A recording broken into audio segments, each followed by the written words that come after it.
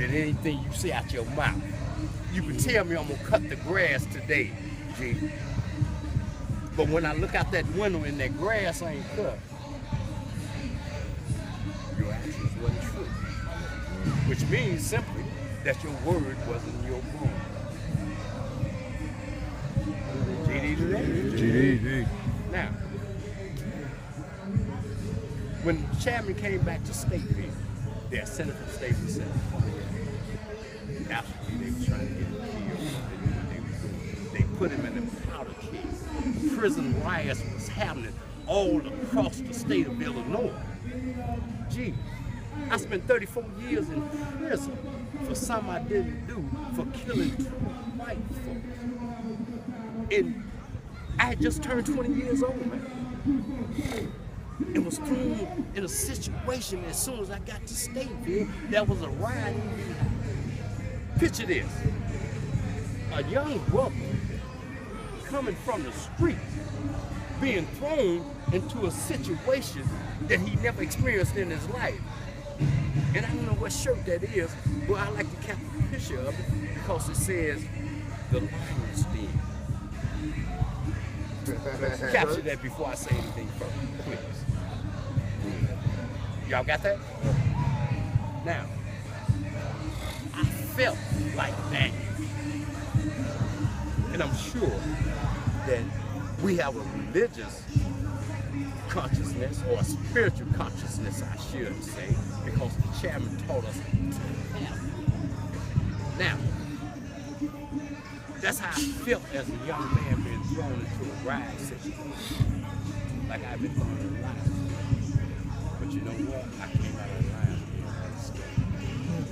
and the chairman said, and set us all down.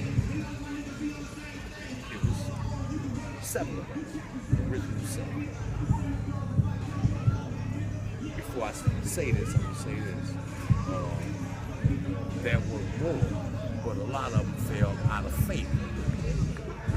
Not because the chairman wanted to get rid of them, but because they didn't hold true to their word that they gave, that we're going to create an organization that will be a power to be reckoned with in this country and in this world. So they moved on. At the same time, said we have to change our lifestyle. We can't continue to do the things that we used to do. And there were 7 original board members. And I'm finna give you some history right here. 1, naturally, that was the chairman. I have to speak here. Ike Taylor at that time was the co-chairman. Ike Taylor was a black gangster. The chairman was trying to bring everything into it. Booney Black was, well, I ain't gonna say he was, but Booney Black decided he didn't want to be a part of what the chairman has built. And I'm gonna tell you this, I've been not a GD, well, I've been part of the way, but I've been a gangster since I was 13 years old at the beginning, when the gangsters was vying for a place with the Stones, with the Vice Lords, and with the Disciples. Brother asked the question. The year was 1968, and in 1969, Gangster Disciples and Disciples merged and became known as Black Gangster Disciples. You feel me? Now, that took place because King David saw that a lot of young lives were being lost because we were warned in that city, G. We was killing people. Picture this. As you pictured that I was 20 years old when I first entered the prison system. Y'all niggas stepping in that, don't understand. I was 13 years old, man. And gangsters was going. My branch of the gangsters was Gentile gangsters. 69th place in Stony Island. We had from 68th Street back to 71st, and from Stony Island back to Dorchester. Anybody know Chicago? We was in the heart of the Blackstone Ridge. That was their turf. But the gangsters was vying, as our history stated, was vying for a place in that city. And we had major fights. A lot of lives was lost. But King David brought the chairman. First, let me say this, Jeff Fort brought the chairman an offer to incorporate the gangsters and become an ambassador as Gangster Stones. The chairman thought about it, but the chairman realized that such a merger at that time or any time would swallow up the gangster identity, so he humbly refused. King David, on the other hand, understanding, being wise in his ways, decided, oh, we got to stop killing each other. There's too many black young lives being lost and our communities are being destroyed. And for what? Because you're a Blackstone Ranger. I'm a gangster disciple. So you just shut it down, Jesus. You're a stone, anytime it rings, shut it down. You're a vice lord, you're a Mickey Cobra, you whoever. You feel me?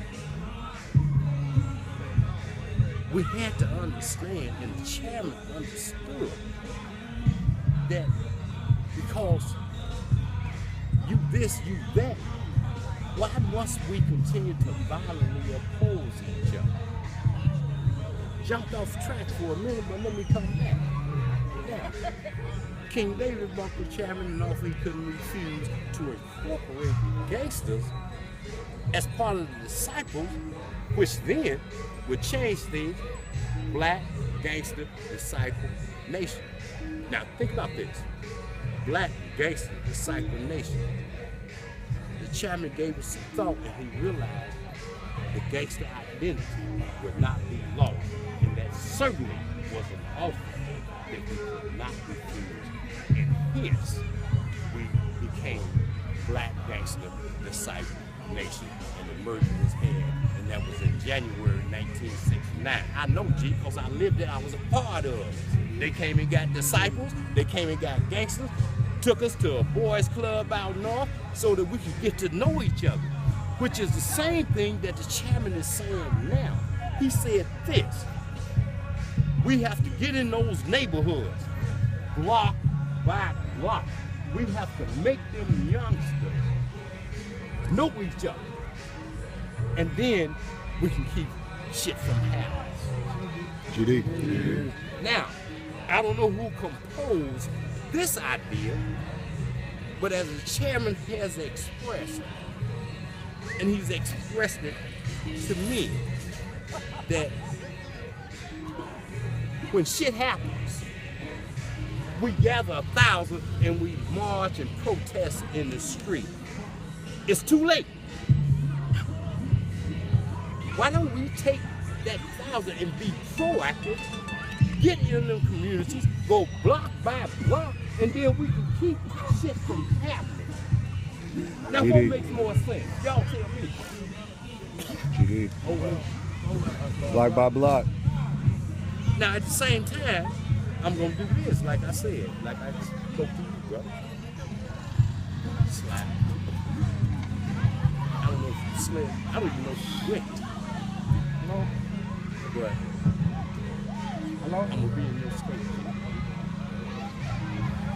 And I'm gonna conduct group research along the same lines of what we discussed here today, but it gets deeper than that. Because every time I read a book, and I'm one of those guys that was sent to help edit it, the chairman commissioned it. I'm one of those guys that help edit it. The chairman got it, it went back, edit, went back, edit, went back. The chairman snapped it through. And actually the blueprint came out. Who can tell me when the blueprint actually came out in print? No, sir. You said that. Yes, ma'am, you're absolutely correct. However,